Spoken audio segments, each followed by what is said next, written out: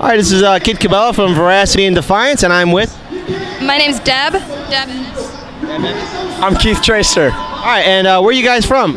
Michigan, Ypsilanti, Michigan. All right, so welcome to the DNC convention. What brings you out here? Why are you out here?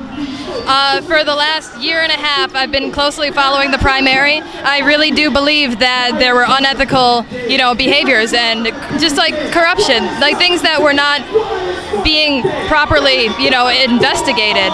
And then recently with the WikiLeaks, it's just come out that it's true.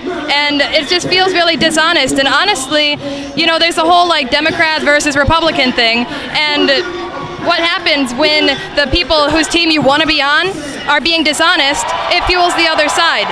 We want integrity in the Democratic Party, and we're not seeing it right now. We're looking for Bernie to be the Democratic nominee because that's the only way to save the Democratic Party. They've committed political suicide by backing Hillary. She loses to Trump in polls, but Bernie wins.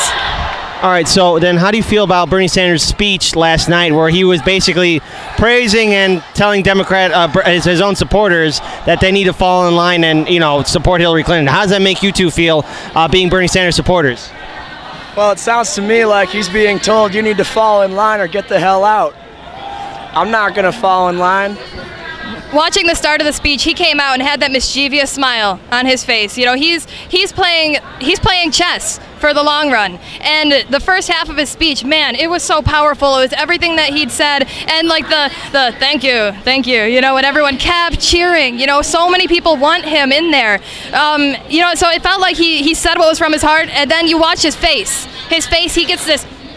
Like he can't keep it off his face. You could tell when he's saying things that he doesn't want to say, which it's on his sleeves. And then he said what he had to say because otherwise he would not be allowed to speak at the convention if he doesn't support Hillary. But the roll call, they did the roll call this morning, and honestly, that has me really mad too, because they were going to do a roll call where people would actually vote, where you can see how many people are voting. But what did they do? They counted them up, tallied the numbers.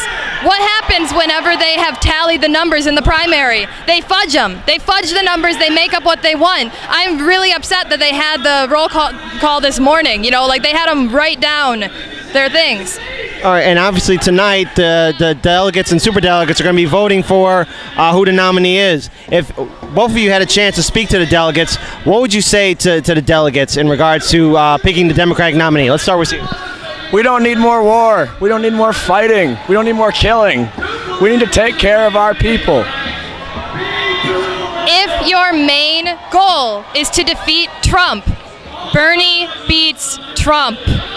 All right, now Trump, obviously, he changes his mind every day. He says horrible, misogynistic, racist, fascist things. But what concerns you as potential voters in this general election about a Clinton administration and a Clinton campaign during this general primary? Her first appearance in politics was the Watergate investigation that she was fired from for being unethical and dishonest, and she has done nothing since. What concerns you with a potential Clinton administration? I'm hoping that the planet is around long enough for my grandchildren to live on, and she supports fracking. I am not for that. And she's also supporting the TPP. A lot of her policies are more Republican than Donald Trump's.